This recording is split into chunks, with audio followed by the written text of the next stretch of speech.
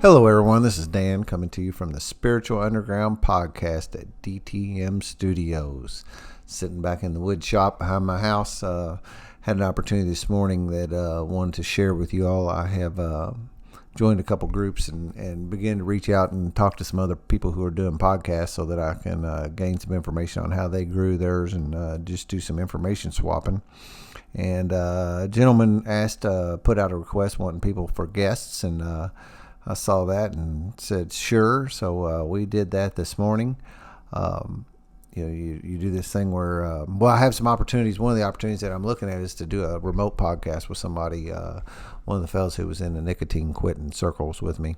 And in order to do that, I need to have some kind of remote way to do that. And today's guest, or the guy who I was speaking with today, who I'm going to be on his podcast, and that's why I'm doing here is I'm a cross pollination. He has now taught me how to do that by proxy, somewhat of an accident, if you believe in those. And so now I have that tool in my tool belt. And as we say so many times in the recovery circles, he has helped me more than I helped him this morning, whether if he realizes that or not. So the gentleman's goes by on at least, and I don't know if he's open for his name being put on here, so I'm going to stick to this pseudonym that he's using on that I see here. It's called Chef Salty Pork. He has a podcast called Pork and Wine. You can find it on all the podcast hosts, I think, the same as me. He also has a YouTube channel. I'll put links to those things in the show notes down in here, and then also under, as I migrate this to YouTube, to the audio only for the time being, because that's the next step. And I look over and I see he's doing video podcasts also. So that's another thing that I want to begin to explore doing is have these podcasts on YouTube in video form also. So I was just super glad to sit and talk with him. He said 15, 20 minutes, and I think we ended up going 40. And if any of you guys know me, I have no problem talking. So it's more of a getting to the end, and I enjoyed the chat with him. It's always cool just to continue to make connections with the universe's children.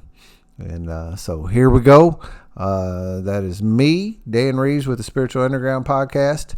With the host of Pork and Wine podcast. Have a listen. Thank y'all. Peace out.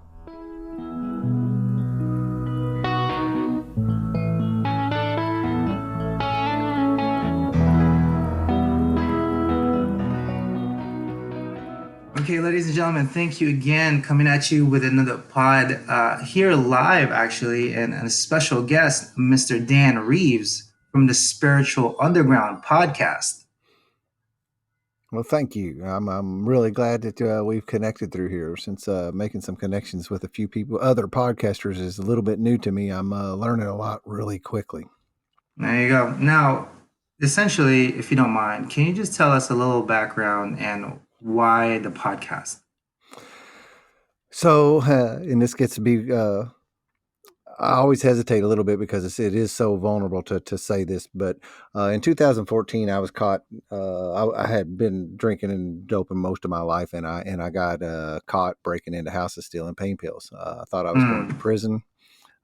Judge here in my local town and my prosecutor and my lawyer all were convinced I was going to prison. And Wow. I came into the 12 steps of recovery, which, came from the beginning of Alcoholics Anonymous, and I worked those, and I never spent the day in jail. And I really don't know exactly how that happened, but it saved my life essentially. And so now I have which happens often, I have this desire now to carry this message and help other people who were in the same kind of shoes I was in. And that's how the podcast began, is because we do it by telling each other stories of recovery and sharing that, and another person can hear that and possibly identify and think, if it happened, if it worked for that guy or gal, it can work for me too. Wow, good for you, man. I know it's a big step to get help and to get yourself in that center. So kudos to you, man, for real. Well, thank you. We kind of get a little bit there's a little hesitancy to like take some congratulations for pulling yourself out of the gutter in a way, but Nah, I not at do all. understand what it is too. It's funny how we kind of say, people who are doing the right thing all along don't get any accolades, but the guys who like took my path and straightened my course, uh, Hmm. we get a little congratulations. And for the guys who've been doing it right all along, nobody pays any attention to them. Nah, not at all. It's the whole effort that goes into it. So even if you're doing well, Yeah, people will still acknowledge it. But yeah, if you're not doing so well and then you pull yourself out of it, wow, that's big congratulations altogether. yeah. So don't take any lightly. Yeah, right. Congratulations, man. Well, thank you, man. Thank you very much. And then on the flip side of it, what happens now is that I have this gift that I can pass on to other people, and to be able to step in and pick a guy up who's in the trenches of alcoholism or addiction, and to walk them through this work and watch them transform their lives. And then subsequent to that, the ripple effect into their parents, their kids, their relationships with their significant others, their employers, and just watch a whole new being blossom and come, like, the like out of the proverbial phoenix out of the ashes kind of thing. That's actually where that's where my passion lies today. We say we have a primary purpose, and today my primary purpose is to carry this message and help other people recover from whatever happens to be ailing them. There you go. Now I hear a little accent. Where are you from, if you don't mind me asking? Yeah, that's funny because I say that all the time. And actually, my local people around here, I was born in New Albany, Indiana, which is basically a suburb of Louisville, Kentucky. It's the Indiana Okay. side of Louisville. And even my peeps here, my friends here will say things about my accent. If I meet somebody local, they'll go, "Where are you from?" And I'm like, "I'm from here." I don't know I'm where just I from right picked there. this up, but it's interesting because it's an ongoing little thing, and I just embrace it. Yeah, no, it is what it is. Like if you you can definitely tell people who are from New York also on like different suburbs of New Jersey, at least from where I am at. And Yeah, you're like, where are you located? And they'll tell you like, ah, okay, that's where the accent's coming from. Because yeah. there's an accent no matter what. And I truly appreciate people that have accents. So I for me Yeah, it's kudos to it's everybody. an interesting thing that how we speak differently according to where we're at. And I guess it's a learned thing, but what's Hmm. funny to me is that I get it here in my own home. You'd think my people here would not ask me, that question. Hmm. It just doesn't make a lot of sense. So you're from the East Coast. You're from Jersey. Is that? Yeah, I reside in New Jersey right now, and sometimes the accent do come out. But I did live in New York for a little bit, and I also picked up that accent. So sometimes it kind of Blends? bumbles together. Yeah, but the funniest one though, I'm Asian. That accent comes out, and it's just hilarious. Uh, that is, and but your name is this a username? No, no, this is this is more of my nickname because my real name is Kristen Henrik. So Okay, it's a all right. part I'm part Spaniard, so we have four names Yep. in Spanish households. It's I don't know why they do it. It's whatever. Yeah. But four names typically is what we have, but I condensed it to just the two letters. Yeah. So it's a little bit easier to say than the whole name. Yeah, for a little while I was on when I first started playing around on the internet. Well, actually, for years, I kept a pseudonym, and it wasn't that I was hiding behind it. I just wasn't comfortable putting my real name out there on some places, and Oh, still, I got you. I'm kind of like pushing that up to the side now. I have a YouTube channel that I did a lot of work on that is under that Hmm. pseudonym, and I've kind of I drove a nail in the coffin and turning the corner on it. Uh, but just decided to start using my real name. There's a little bit of some hesitancy to do that with the 12 steps. There's what we call the 12 traditions, and one of them is a principle of anonymity. Mm. So and it's I got to protect other people's anonymity big time because I can't out somebody Correct. else, but Absolutely. I'm allowed to out myself. The only caveat there is and I think it's a little antiquated. Is there's a perception that, let's say, I would relapse, and Hmm. and I've let myself be out there, just exposed at this level that I am. That there's some that some it could be seen. There could be a perception that the 12 steps failed, and I really Hmm. don't think that. I mean, somebody we don't think that about any other area of life. If somebody if somebody passes away from cancer, we don't think the medical system failed. Correct. Yeah. You go have a bad meal. You don't think that the entire restaurant industry in that town, is awful. So I don't know where you're wrong with doing that.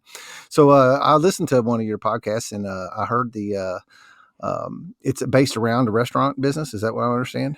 Yeah. So I own a restaurant, and I'd like to share because I've been looking through the podcast kind of world, right? Yep. And it's not that it's too into the food. And even if you are talking about food, it's all about the glitz and the glamour. I wanted to share the actual ins and outs. So for my podcast, we talk numbers, we talk variances, everything that a normal restaurateur slash chef would do.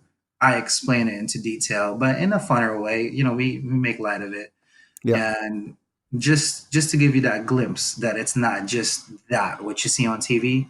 There's a Right. lot more into it, so people kind of get a little backbone into the things that we do. Yeah, yeah. I was listening to it now when you got into the numbers and that kind of thing. It went right over top of my head. I wasn't Yeah, yeah, yeah. understanding, not being a restaurant guy. I do have a couple really close friends here in town and that are in recovery with me. And one of them is was a chef in one of the big restaurants here in Louisville for a while, and that's actually how he ended up hitting his bottom, was working in that industry. Mm, He still that is does a it. telltale sign. Yeah, no, Yeah, it's seems to be a we lot of drugs and alcohol in that back in the kitchens in some places. Anyway, at least I don't have any personal experience of it. I just hear that. yeah, it's a normal occurrence, but it shouldn't be. But I don't like talking about it like that because we work so many hours to begin with. So to cope, kind of, and I'm assuming I don't I don't do it per se, but I know a lot of my employees do. They'll go out drinking and do drugs and stuff. And to each their own.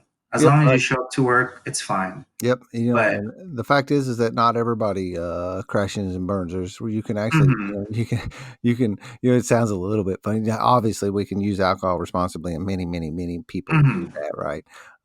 It's a little bit funny to say the same thing about the drugs, but the fact of the matter is you can use that responsibly too and continue on. So not everybody runs yeah, themselves into the ground. absolutely. So, I, Yeah, you can use it as a recreational thing. yeah, It's they not say it's they say not there's all bad. yeah, they say there's someplace around 10% of the population that can't handle it, and so that's a fairly small piece of everybody. But it's definitely in the kitchen. Like when if you've ever followed anything on like Facebook or YouTube or pretty much anywhere, drugs and alcoholism in the restaurant is like 90% of the time. It's Oh it's a wow, normal thing, and it's horrible. But like I said, to each their own. I don't mess with any of that. And as long as my employees come to work, they can work and they can do what needs to be done of them. I don't care. yeah. But if I catch you doing it during your shift, you're pretty much fired. Oh yeah, okay. Yeah, I Um, don't tolerate any of that. You can do it outside. You can do it on your break. I don't care. If you're in my restaurant, in my building, I expect you to perform and not do any of that. yeah, So, yeah. makes perfect sense.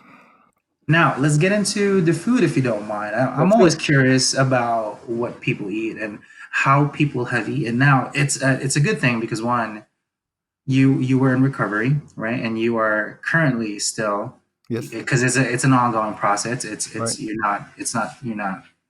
not doing it and then you get into it and then you just take a break. You Yeah, have to we say constantly we're do we're it. never really we're never really cured. Correct. It's a one day at a time thing that I participate in my recovery on a daily basis. Now, how was your food consumption before? If you think about it, just take a moment. Yep. What kind of foods did you eat? During and then like It's right a now.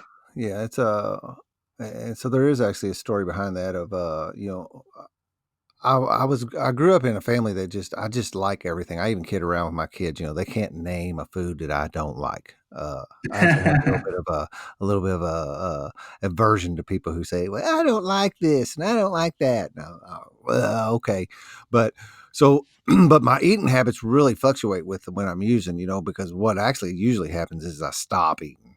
Uh, Mhm. and I dump a ton of weight. Like I usually run around 200 pounds. And the last time I came into my very last time, before my current sobriety date, I was down to like 155 pounds. Oh wow, Yeah. that's a lot. And but having taken better care of myself over time now, I actually have pulled around and eat what I consider to be really healthy, especially considering the way I did eat. Uh, I can get away with a pretty bland meal, but man, I still do love food. Yeah. Good food is good. Today, I most of the times when I eat, most time I have some kind of protein like a steak or a chicken or a piece of salmon and some Hmm. green vegetables, and I keep it pretty doggone simple when I'm running because I don't really want to take the time. It's probably some laziness uh, but the one thing, another cool thing that happened is I will be 50 in August. Long Wow, time God bless you. and I was married for 17 years. I was with this gal for 25. The drinking and using ended up taking that marriage away from me. Mm. I gave it up, you could say. But when I got married, my mom, who was always a really good cook, made my wife a recipe book of all my favorite stuff.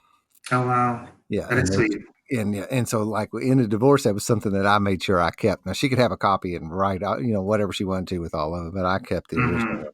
So I still make quite a few things. There's a clam sauce and on linguine dish that I just love, and I've made it forever. Mom made it. Ooh. Um, and I go to restaurants and I eat it in a restaurant. I'll get it at a restaurant now, and I will say, that's not as good as mine or my mom. Uh, and quite, and I'm at a loss of, there's a chili recipe in there that was like passed down through the family, and but today I eat pretty simple. Even when I go out, which is not very often, I'm trying to Hmm. keep my I turned that corner just a couple years ago on that metabolism thing where I can no longer just eat everything I want to eat and maintain Yeah. a reasonable weight. Hmm. And I'm blessed with some pretty decent genetics, so I stay pretty thin for the most part. I'm like Hmm. 6'3" and 200 pounds. I'm probably about 190 right now, which is about where I That's need to not be. bad. No, it's Wow. nice, yeah. And I do a ton of yoga too. That's something else that Mm. happened to me in recovery. I do yoga 3 to 5 times a week, There you some go. pretty heavy duty yoga too. So that allows me. But you cannot. Another friend of mine told me you cannot out exercise a bad diet. Correct. That You is can work completely your correct. rear end off at the gym for hours and stop by a fast food restaurant and blow every inch of it, Hmm. every calorie you burned up. So, one of the things I do, another way I like to eat, I do a lot of outdoor stuff, and man, I just love to cook over a wood fire. Oh yeah, me It depends too. on whatever's going on. There's something a little, maybe a spiritual ritual kind of thing of you think back that how many, forever humans have been cooking meat over fires. Hmm. So, that is a really ancient tradition, kind of joke around about, yoga is an ancient tradition. A lot of things are ancient traditions, Hmm. but sitting around a fire eating meat is one of probably the oldest ones. Yeah. I have a little recovery retreat that I got a little piece of property out here in the country in southern Indiana, about 54 acres, and it's in the forest, and it's really cool. And I bring a bunch of my friends out there from recovery a couple times a year, and we spend a weekend Mm. and cook. And this past weekend, that chef friend of mine, we cooked 25 steaks on a open grill. Yay. That Yeah, sounds great. yeah, and potatoes in the fire and all that, Mm. and there's just some difference. There's something about there is something about cooking over top of that open wood fire like that that's different than charcoal or inside the kitchen or anything like Hmm. that. I just love like camp food like that. No, it's actually it's harder to cook on an open flame because one, we can't control it. It's just constantly going. So it takes a little bit of more effort and a little more intuition as a cook myself to know how to cook your meat or whatever it is that you're going on an open flame. Right? Yeah. Because in a restaurant, everything's controlled. I can control how much heat I can put into it. Yeah. Or on a grill too, I can do the same exact thing. But on an open fire, you have to be so meticulous with it. Yeah, and some of it is there's no rule, right? So there's not like a 3-minute rule each side or something like that. You have to have some kind of, like you said, intuition about how hot your fire is and be able to like kind of. Hmm. There's I guess really what it is. It takes a lot of practice, and from It what I've really heard, does. yeah, where you have to. Sometimes the fire is nice, and there's a lot to building that fire and getting it into a way that it actually cooks optimally too. I consider myself. I've been like I said, bumming around in the woods and doing hunting and fishing and Boy Scouting and just camping and stuff all my life. So kind of pride myself on my fire building abilities. Yeah, there you go. Yeah, There's nothing. I always used to say, whenever I interview other people too, there's nothing better than food that you've grown yeah, or hunted yourself, because you yourself did it. And obviously, if you're going to hunt for food, that is all fine. But we need to respect the animal or oh, whatever it is. absolutely. But that's most people get it, but a lot of people where I'm from, like here in the city, they don't understand it. They don't even know what kind of how the animal looks besides from the TV. Um, so just to have that knowledge and to actually respect the animal when you do hunt it and then you partake in it, it's a whole experience altogether. Yeah, I really believe it was important to me growing up knowing where my food came from. My maternal grandparents actually they owned and ran a processing plant, so I knew my meat didn't come from the styrofoam containers at Kroger. So I hung around there and saw where that, and I was brought up hunting, and I was really brought up in a very respectful. Once again, it's the hunt is an important ritual, and we really Mhm, do respect the animal, and I'm not like what you would call a typical religious kind of person in that term, but mhm, this is really overused big time, but I do have some spirituality, and I do believe in some kind of universal power, some kind of spiritual power. Something is out there making this stuff happen. I believe. I don't know what it is. I mhm. don't understand it, but I thank it when it allows me to take an animal for my dinner and to feed my family, and and do that. Now I'm not a big I don't I frankly don't kill a lot of things. It's just more I love to hunt, but it's the flip side of it. As I get a little older, it's probably some apathy and some laziness. Once you actually Mhm. put something down, then the work actually begins, because now you got to get it out there Yeah. and process Yeah, it get and it do all out, that. you gotta So process it, you gotta skin it, you gotta yeah, wash it. yeah. Yeah, no, I know. I'll let my younger friends do that and give me a little meat nowadays more than than myself doing it. So what does you put? What does your restaurant specialize in? We are a fish restaurant. So Fish. I anything, yeah, anything fish pretty much goes through my restaurant in and out. So we have lobsters, we have swordfish, mahi, halibut, salmon, cod, haddock. There's a whole lot. We do calamari, we do shellfish also. I have a whole bunch of oysters, clams. Man, making my mouth Um, water. yeah. So anything fish related you can get, except for sushi. That's the only one we don't do. Only because there's a different ordinance. I don't know if you know anything about sushi or anything with restaurant related. When you have to do sushi, the rice that we make for sushi um, needs to be accounted for and presented to the state, because it's a it's like smoking meat. Because we can keep it in a restaurant for a prolonged amount of time. The state needs to know, or they regulate us on, like if you sold, let's say, 10 units Uh huh. at the end of the month, you need to say you sold 10 units, or that one unit that you're missing, they're going to be like, where is it? What did you do with it? So it's a fine balance that you can't really mess around with. Yeah, Um, I had no idea that there was a higher level of regulation in that. Yeah. So anything smoked or anything that you can prolong to keep in your restaurant.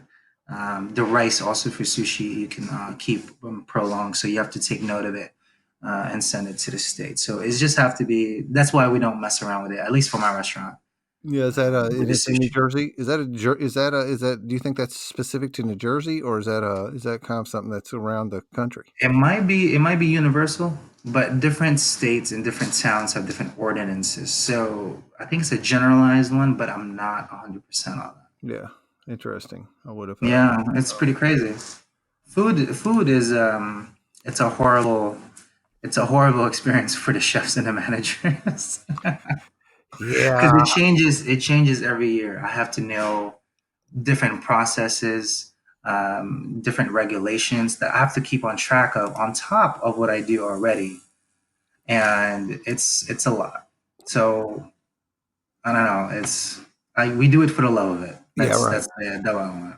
Well, that's isn't that the universal thing? That's another one of these axioms. I call them spiritual axioms, and I don't mean it again in a religious standpoint, more of just how the world works. Is that find something you love to do and make a living doing it, and you're in line with your purpose. Now, are you allergic to any kind of food?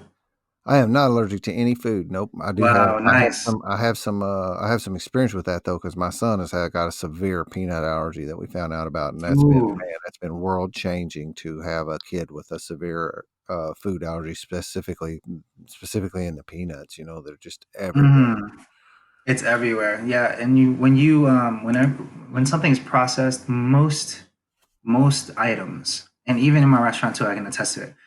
When people are allergic to peanuts or walnuts, or tree nuts, or whatever kind of nuts, we always say, and really clearly, this is made in a facility that may contain nuts, even Yeah. though that they've made sure that it didn't touch nuts. They still process it in the building.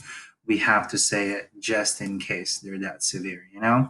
Yep. And Yeah, I mean, I've the had, label reader has been a thing for that I didn't really want to accept when we first found out he was allergic. You kind of wanted to poo poo mhm, it, and yeah, now I'm a label reader, yeah, and you have to. yep. You have to. Yeah. The funniest one for me in a restaurant, and this is where I get mad, right? Last night we had we had a set of parents with a set of kids that were allergic to fish. In your restaurant. And I'm a fish restaurant. Just let that sink in. Your kids are Yeah. allergic to fish. You take them to my restaurant where I am 95% fish. Like, what is going on? Like, I cannot guarantee the safety of your kids. Like, what is going on? And the server, my employee, comes back to me and she goes, "Oh, it's fine. Just make sure it goes in a pan." What? What? That doesn't. No. I am a fish restaurant. Like, what is going on? Like, what can I do to stir them away? Now, I get it. They must be tired. They just kind of want to eat something. This must be like the first stop or the last stop that they're trying to go before they leave home. They want something to eat. But I actually went tableside. I was like, "Sir, ma'am, I understand your kids are allergic to fish. I will do my best to not have anything touch fish related. But just your kids are allergic to fish. Don't take them to a fish restaurant." Like I straight up said that to them. And then you kind of laughed about it. I was like, it's not a laughing matter That's when I have to call 911 yeah, because your kids are having an allergic reaction. You know what I mean? yeah, So they kind of snapped out of it, and they kind of got a little, jolt of reality right there. But we made sure that nothing touches, and they were fine. But still, if you're one of those people, please, it's okay that maybe you're allergic, but if it's your kid's sake, do not, please, do not give them any time of day to have that allergy to act up on them. yeah. Right. It's not. My son goes into anaphylactic shock, and people once in a while will say, and I know they don't mean any harm or whatever, but I know I can be deadly serious about it. They'll say, well, what will happen if he eats peanuts? Well, if we don't do anything about it, he will die. Uh, Yeah. It's not like he's gonna get sick from the hives and we're gonna have a little, skin rash or something we have to deal with. Hmm. And it's interesting that these allergies have popped up in recent years, these food allergies being so prevalent in the past bunch of years. My son is 15 now. We found out he had this peanut allergy when he was 9 months old.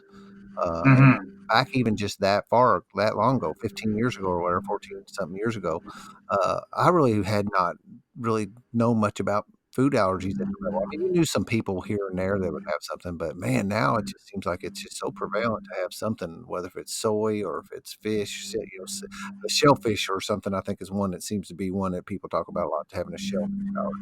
Hmm. It's It's because of the diet too, though. Like if you in the Asian realm, I should say, over there in the East Coast, none of us are allergic to fish or shellfish because that's our diet. That's what we eat. yeah, Or soy or gluten because that's what we eat. So it's all about diet. So here in the States, I think people opt to not eat those things, and they don't have the sustenance or the intolerance in their body to fight off of it when they do procreate, and then their offspring cannot handle that food. But I get it. To each their own. You can eat whatever. You Yep. can enjoy and partake to whatever you want. But just know it all revolves around diet. Yeah. Yeah. I'm certainly glad that I don't. I really, there's a big blessing in being able to eat, and there's a big blessing to be able to like everything that I like too. You know, and I think that's a little Mm, bit of a family thing too. You know, mom and dad served it to me. There wasn't anything that they didn't like. You know, and then same thing happened with my kids is that we grew up and or we raised them and we put stuff on the table that a lot of other kids wouldn't eat. They just ate it because they accepted it. You know, that was food being put out there. And they don't really have a lot of dislikes either, except for we do have to watch out. Both of my kids have nut allergies and one for sure. oh yeah, My yeah. daughter not so much as bad, but the funny thing is that because I had 2 kids that were 23 months apart, well, we just she is not allergic to peanuts, but we have a nut allergy family kind of thing. So when we would go to aunts and Hmm. uncles and they'd say which one, we just told them both. So my daughter today Yeah, thinks she's allergic to peanuts when she's not. Now we that's have told fine. her, we have told her that, but it was just safe when they were little and when you had them because Yeah, you couldn't send my son on any kind of field trips or any kind of place where there's going to be food served or anything like that because you just couldn't depend on other people to make sure that he was correct. going to be kept safe. So we would always Hmm. be on, so he still got to go. We just had to go with him, to make sure there was Yeah, a yeah, yeah. chaperone there that knew something about the allergies, and also to carry the EpiPens and make sure that if something did happen, it could be dealt Yeah, with. I was just about to ask. Your son carries an EpiPen, right? Yep, yep. Now he's old, Yeah. over the past, now of course at 15 he's old enough to, and has been for some years now, old Hmm. enough to know better, so to speak, and could do his own EpiPen and carry it himself Hmm. and all that today. So, but obviously that wasn't always so. Yeah, no, it's a scary thing. I don't know if you've ever had to administer or to put EpiPen to your son, but I had the privilege a few times over my career where the guests are really convoluted on site, and they were just like Wow. going, and I'm like, it's like, where is your EpiPen now? Here's the funny thing. You typically cannot administer the EpiPen to them, even though they're going and having a reaction. You need to get consent. Ah, Is that crazy? yeah. From Like they're like gonna die in front of you, but you cannot do anything unless they say yes, you can use the EpiPen. So to kind of in, and I'm kind of going on a tangent here, but that's okay. we would take the EpiPen on their hand. We would, we would make sure that we use their hand to inject it to themselves Oh after wow. we ask for So consent. it, Yeah, yeah, it was an assist. exactly. So it's not necessarily we're doing it; we're assisting them to administer the EpiPen. That way, all the legal stuff gets taken care of, That's real. kind of a roundabout way. Because you don't want the person to die. What are you gonna Yeah, do? right. You just gonna watch them go? Like no. Yeah, there's probably some liability in that too, of standing There's a there and little doing nothing, liability. and if nothing else, there's certainly some liability to my soul for sitting there doing nothing. Yeah, I cannot just not sit there. We're also in the business. You have to be certified on CPR also, just in case that the 911 or the techs get there a little later. You actually have to administer the CPR or the first aid care really quickly before any of the other help comes in. So it's like I said, it's a lot to be in the business. There's a lot that's going on, and you need to be prepared for it. Well, that is interesting. I would have never thought some of that stuff about the regulatory stuff around the sushi, and then it just didn't dawn on me that you'd like you'd have some health and safety training going on there. It makes perfect sense Yeah. now. I just wouldn't have, it just didn't cross my wavelength at any level. Yeah, all of us do. Since we're corporate too, we get renewed every 2 years. So it's like a constant thing, like again and again, and different procedures every other year. And then our corporate sends their procedures because we're a little more, anal per se on our upkeeps and stuff, and they have a different set of rules that we have to follow. So yeah, it's all fun and games until somebody loses a life. Yeah, right. And how long have you been doing this on your own?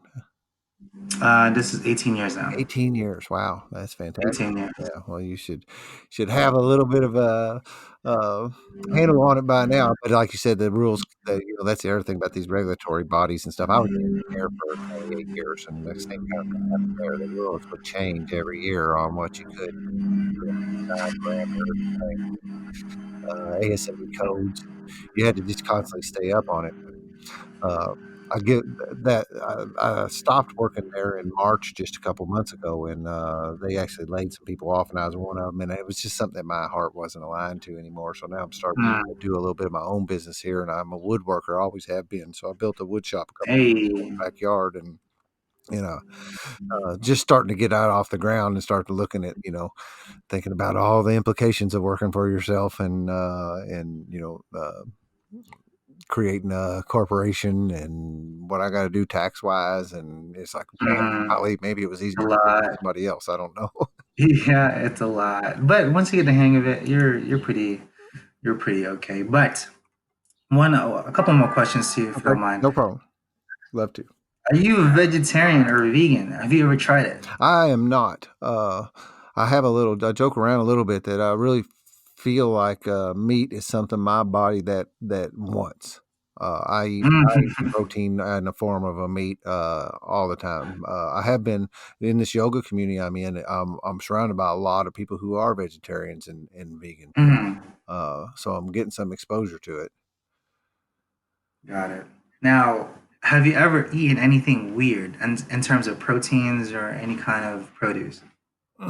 Man, I've had some with that job I had let me travel all over the world. Sent me to Singapore, to Istanbul, to Thai. Spent quite a bit of time in Thailand. I suppose some of the weirdest food is in Japan. Some Uh-huh. of the sushi in Japan. One of the things is, and then this thing I got where I'm not afraid to try things whatsoever. I just don't have that food aversion to look at something and go, I'm not even going to try it. I will try. But the other part of it Hey. is some of the stuff I couldn't tell you what it was really. Uh, I do love Thai food. If I could go Oh, anywhere and Thai eat food's good. on a regular basis, it would be there. We had that company I worked for had an office in Bangkok, and we I got to go there on a fair regular basis, and the food there just is out of this world. There's nothing, Yeah. no place I'd rather. I guess one of the funny things that we've always eaten. Man, I told you my mom's family was always had their processing plant, so in a kind of Hmm. that term of eating high off the hog, Hmm. it's the low parts and the other parts of where the people who are on the lower scale eat. Well, from that it Hmm. wasn't so much that we were on the lower end, but we sold the high on the hog stuff. So I ate a lot of beef tongue and things like that. That's Yeah. one of my very favorite dishes ever, and it's something that a lot of people think is weird, but other people don't think it's so weird. So, as far as something a weird protein to a lot of people, that's one of my favorites. Mm. It's not that weird. It's only weird to people that don't eat it. Yeah, that's right. Because, like, Yeah. yeah, I grew up in the Philippines, and offal, those are the off pieces that mostly gets discarded, or the butchers reuse them or repurpose them, aka beef tongue, liver, Mhm. heart, I love liver and tripe. heart. Yep. Those things in other countries, those are cuisines. Yeah, Those are actual dishes. right. Here in the States, not so much, unless you're actually in the field or a butcher or knowing how to prepare and eat it. Not a time of day you'd see those Yeah, my grandmother anywhere kept beef tongue in the refrigerator like bologna, and she would keep it. If you might want to be, she would get it out and slice it like a roll of else. bologna and have a cold cut sandwich in the daytime, for lunch. I mean, it was a Yeah, normal thing around. So, and beef tongue is great. they ate a lot of and I don't know the technical terms for it but they ate a lot of the like brains and other organ meat that a lot of people didn't eat Mm, with it alcohol. So I learned, I never was too much on that. I don't that was one thing that I was really good with. I don't really know why, but the organ meats are I love liver too. That's another one of my favorites, but that's not so that's really fairly typical. I think some people have some. I think it's mm. the texture that gets most people on the liver. It's the texture, yeah. It's definitely the texture and the irony taste because it tastes like iron. It's, And if you're not used to that, people are like, ew, what is that? But some of that stuff I ate in other countries, I still couldn't tell you what it is. I have no idea. Probably one of the hardest places I had to eat was in Korea. I Oh don't yeah, know why, but the food there was always had this little twang to it, and some people would say like everything tasted like it had some kimchi in it, and because yeah, that's what it is. Yeah. has that little bit of a fermented sauerkraut kind of Mm-hmm. twang in a lot of the food, which is not my favorite. I mean, again, I'm not Got it. touchy, but and I'll eat it if it's in front of me. First off, I'm hungry, so I'm going to eat it. but but it's not. It's that taste, and even sauerkraut and that is not probably that's low on my scale. Something I'm going to pick on my own if I'm getting to set my own plate. Got it. Now, one more final question to you. Have you ever eaten spam? Yeah, I ate spam for a week straight one time when I was. Yeah, that's what I'm talking about. I'll try to make that story as quick as I can. My dad always allowed us to do a lot of cool things this hunting and fishing, and the Ohio River that cuts through here. When we were kids, my dad sent me and my cousin. We were 15. He was trying to get us to go before that, but our moms wouldn't let us. So we pushed off on a 200-mile canoeing trip, and the only thing we took was Oh wow, bread and spam. with spam. All long, and I didn't eat spam again for like 20 years either.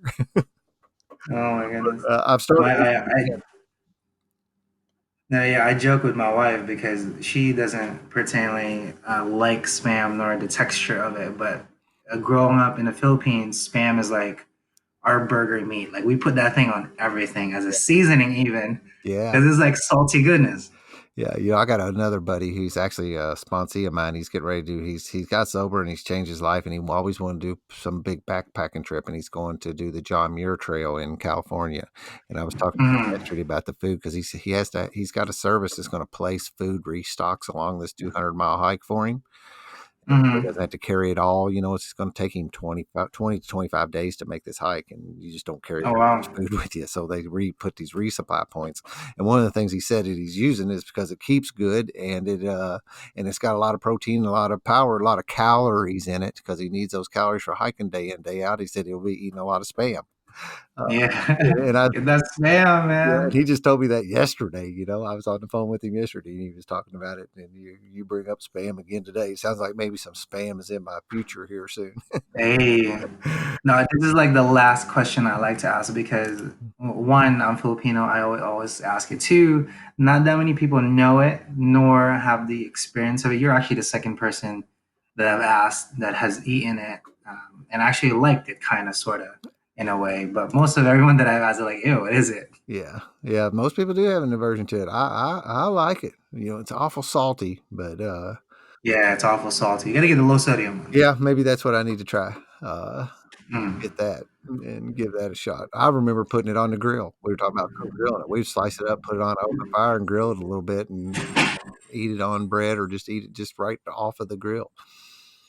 There you go. Now, Dan, I don't have anything else. However, this is part of the segment of the show where I would like to ask you where they can find your show and how they can listen to you. Yeah, I am. The Spiritual Underground podcast is on most all the major players, so Spotify and the iOS and the Google Play and all those places. So it's Spiritual Underground podcast.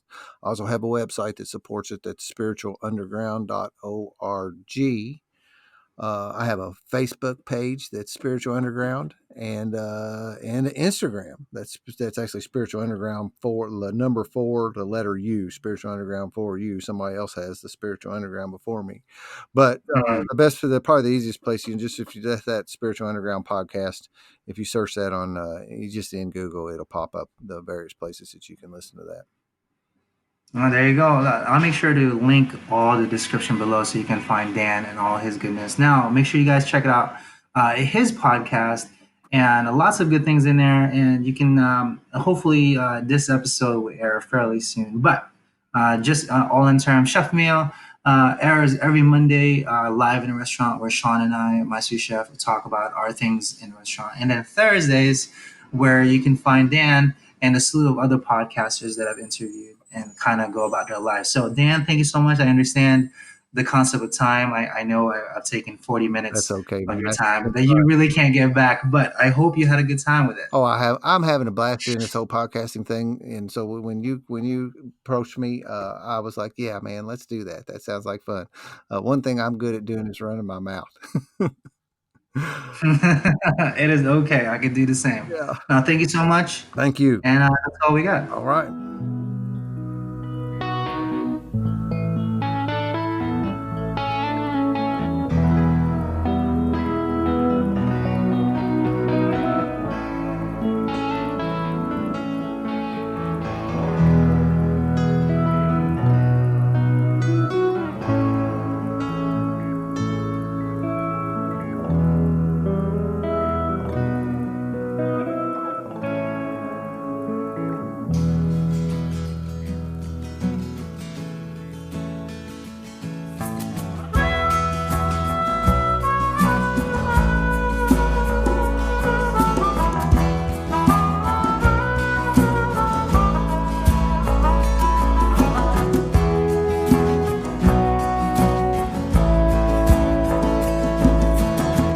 Always tried to be just who they wanted. Always tried to do everything they said. Only did the things they would approve of. Lock away all your dreams inside your head. Year after year you try to be a good girl. They never failed to point out when you were bad. Stuck to the program like a robot. Became a trophy for mom and dad. But inside you want more. Everything you've been waiting for. Looking for that open door. So every day when you're praying and your heart just keeps saying, let go and fly. Let go and fly. Spread your wings to the sky. Let go and fly.